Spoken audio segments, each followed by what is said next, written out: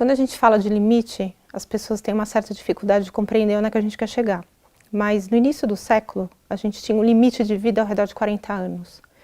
Com todos os avanços que a gente teve, não foi exatamente por causa do tratamento do câncer, mas sim pelas vacinas e pelo saneamento básico, a gente consegue alcançar agora mais ou menos 78, 80 anos aqui. E aí a gente vai acrescentar para essas pessoas 40, 50 anos de vida, mas elas pagam um preço meio alto por isso. Porque a gente vai ter, em média, mais ou menos 2 a 4 anos no final da nossa vida, onde a gente vai enfrentar a dependência. E aí, quando você tem o diagnóstico de uma doença grave, o teu sofrimento já começa no diagnóstico.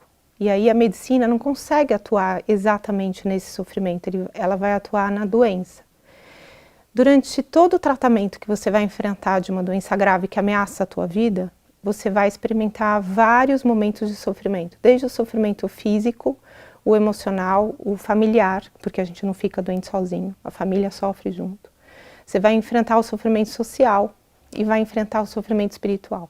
A medicina, ela tem limite no tratamento das doenças, mas ela não tem limite no tratamento do sofrimento. A gente consegue cuidar de uma pessoa até o último momento dela.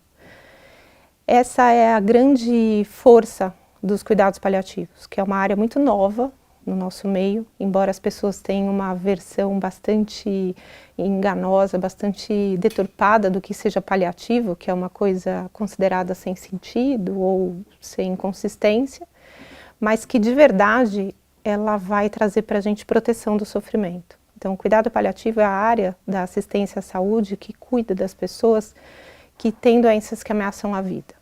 E aí, a partir disso, ela pode trabalhar em conjunto com o tratamento da doença para que a pessoa consiga enfrentar todos os períodos difíceis com o menor sofrimento possível. A gente tem no Brasil uma dificuldade muito grande de falar sobre a morte, da gente encarar que existe limite para a vida e existe limite para tudo que a medicina pode oferecer para a gente em termos de prolongamento de vida com qualidade.